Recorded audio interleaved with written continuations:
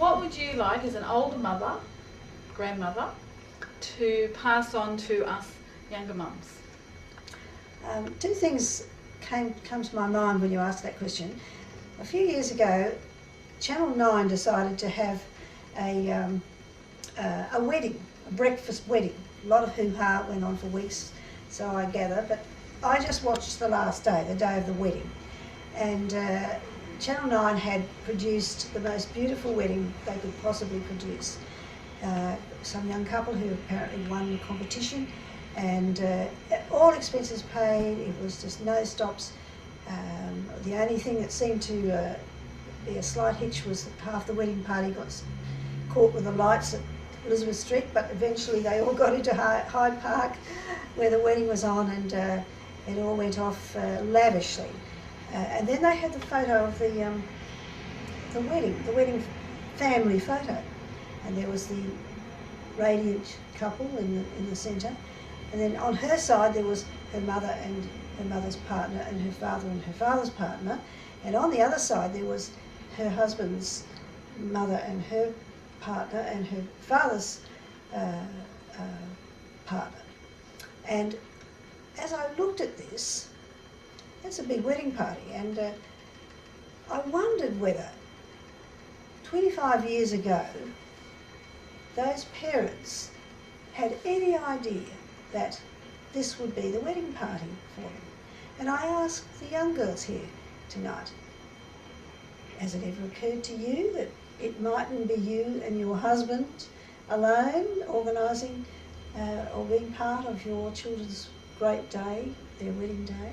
And what went wrong? What has gone wrong that plans like that have gone so far different from what was planned? And all I can say is I could ask you a few questions. I don't know anything about this young couple you saw, but let me ask you a few questions. First of all, is your husband one of the kids?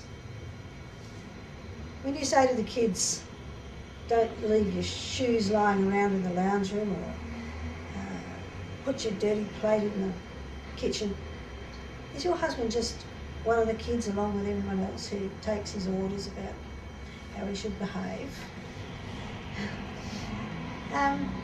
Or perhaps his staff, perhaps he's your staff. So Saturday mornings he gets his orders, you're mowing the lawn today and the car needs cleaning because we're going to Mum's, and don't wear the old t-shirt again. She's given you a beautiful new one, wear the one she's given you because you'll be really happy about that. And on and on and on. He takes his orders from you because you're in charge and he's one of the staff. Or perhaps he's the butt of your very hilarious jokes. Like you have a blowout and the car needs a tyre change in the middle of the highway. And you've never seen anything so funny in your life as your husband. He's made up his mind he's going to change the tyre. And in the end, you're laughing so much, you're just splitting your sides at this ridiculous sight. So you've got to call your dad to come over and show him how to change a tyre. Or perhaps you have to give him orders on the way home from the party. Don't ever say such and such again, or have so much to drink, or whatever it is. You know, I was so embarrassed. I was so embarrassed at the way you behaved. Or have you ever thought to yourself, what does my husband think? What crosses his mind every afternoon as he packs his briefcase or whatever and comes home after work? What does he expect to find when he comes home after work? Is the place in a state of Third World War? Is the mess up to the waist? The kids are killing one another? Or perhaps they're just quietly waiting in line for wait till your father gets home. Maybe you've got a girlfriend who loves to come round and chat. And come tea time, your husband's just got home from work and he's pretty tired. And there she is, she's still there, she's been there for hours. Her kids have totally destroyed your place.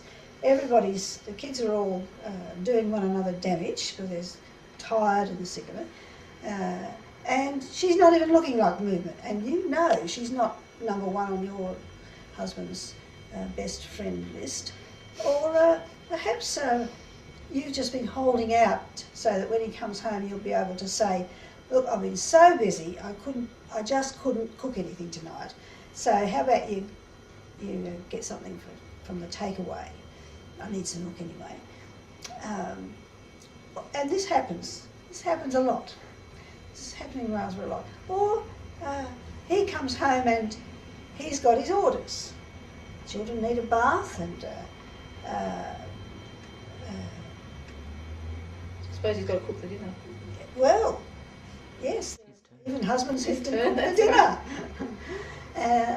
But he does his job and then he's expected to come and you're exhausted and you've had a bad day and things are getting on top of you, and he's the husband and he should be helping me out at this point. Perhaps the children, you and your husband argue over how to deal with the children who are fighting and exhausted and angry the time that he comes home. And so you finish up angry with each other, or you might still be nursing that very, that little tiff you had this morning, and you're not just going to let that go after all, not after what he said about how you looked in your tracky dackies. He's not getting away with that one. What does he feel like when he packs up ready to go home? Is it quite an attractive idea to stay back at the pub for an hour or two with his friend? Or maybe he thinks he'll do a really good service for the new young Titus who's missed the bus, and he could just pop her home. It wouldn't take him long out of his way. How do these things happen? And relationships start to break down. So I'm suggesting to you, you need to think about that. And one more thing. When you came home with that new baby for the first time, you just moved from being a girl to being an adult woman. You're not a child anymore.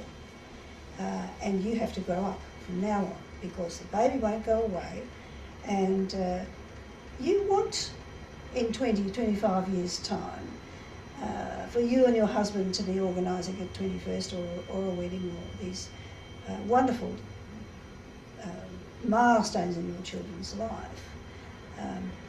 You don't want it to have all broken down, and that's hard work, and that's not children's work, it's grown-ups' work.